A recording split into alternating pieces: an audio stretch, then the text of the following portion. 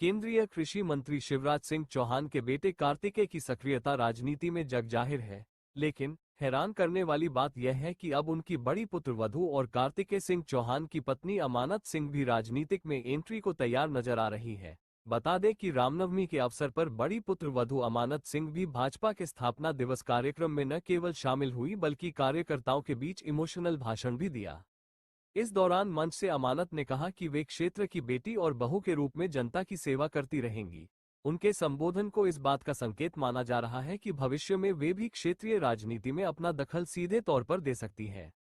राजधानी भोपाल सहित प्रदेश भर में एक अनुमान के मुताबिक 9,000 से ज्यादा फिजियोथेरेपी क्लिनिक फर्जी चल रहे हैं, जबकि स्वास्थ्य विभाग के पास सिर्फ 40 क्लिनिक की ही जानकारी रिकॉर्ड में दर्ज है। उक्त जानकारी का खुलासा विधानसभा में लगाए गए एक प्रश्न के उत्तर में विभाग द्वारा दिए गए आधिकारिक जवाब से हुआ। जानकारी सामने आने के बाद से स्वास्थ्य आयुक्त ने सभी जिलों के सीएमएचओ पत्र लिखकर अपने अपने जिलों में ऐसे फर्जी फिजियोथेरेपी क्लिनिक के विरुद्ध कार्रवाई करने को कहा है। दरअसल विधानसभा सत्र के पन्ना विधायक बृजेंद्र प्रताप सिंह ने सवाल पूछा था कि मप्र में कितने फिजियोथेरेपिस्ट कार्य कर रहे हैं, स्वास्थ्य विभाग के पोर्टल पर कितने फिजियोथेरेपी क्लिनिक की जानकारी है। विभाग ने जवाब में बताया कि पोर्टल पर सिर्फ 40 फिजियोथेरेपी क्लिनिक का ही रजिस्ट्रेशन है। मुख्यमंत्री डॉक्टर मोहन यादव ने प्रशासन अकादमी में राज्य सेवा अधिकारियों के संयुक्त आधारभूत प्रशिक्षण कार्यक्रम का दीप प्रज्वलित कर शुभारंभ किया। मध्य प्रदेश लोक सेवा आयोग की राज्य सेवा परीक्षा में चयनित वर्ष 2020 और 2021 बैच के उप जिला अध्यक्ष, उप पुलिस अधीक्षक और नायब तहसीलदार पद के लिए चयनित कुल 83 प्रशिक्षुओं के 7 सप्ताह का संयुक्त आधारभूत प्रशिक्षण कार्यक्रम 7 अप्रैल से 23 मई 2025 तक प्रशासन अकादमी में संचालित होगा। कार्यक्रम में अपर मुख्य सचिव सामान्य प्रशासन संजय दुबे, अतिरिक्त पुलिस महानिदेशक राजा बाबू सिंह, संचालक प्रशासन अकादमी मुजीबुर रहमान खान विशेष रूप से उपस्थित थे।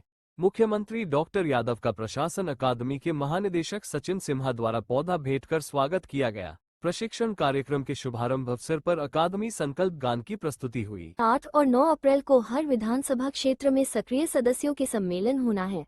वहीं रविवार को हर बूथ स्तर पर प्राथमिक सदस्यों के सम्मेलन हुए। सोमवार को भी प्राथमिक सदस्यों के सम्मेलन जारी रहे। मंगलवार से भाजपा अपने सक्रिय सदस्यों को ये बताएगी कि भारतीय राजनीति में भाजपा द्वारा परिवर्तन लाया गया, जिसमें बेहतर काम करने वाले कार्यकर्ताओं को पार्टी ने न सिर्फ आगे बढ़ाने का काम किया, बल्कि उन्हें विधानसभा और लोकसभा के चुनाव में उतार कर अपने क्षेत्र का प्रतिनिधित्व करने का भी मौका दिया। इसके अलावा भाजपा के संगठनात्मक विस्तार को लेकर भी इन सम्मेलनों में विस्तार से चर्चा की जाएगी।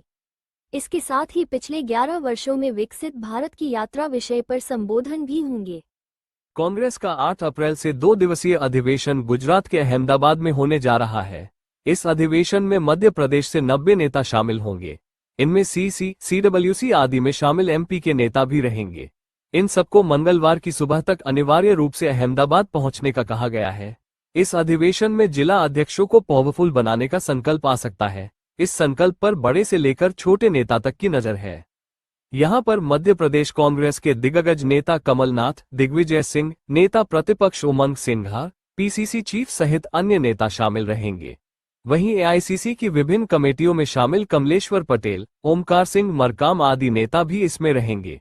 प्रदेश कांग्रेस से सभी एआईसीसी डेलीगेट्स इस अधिवेशन में शामिल होंगे। मध्य प्रदेश में एआईसीसी के 90 डेलीगेट्स हैं। इन सभी को मंगलवार की सुबह अधिवेशन स्थल पर पहुंचना होगा।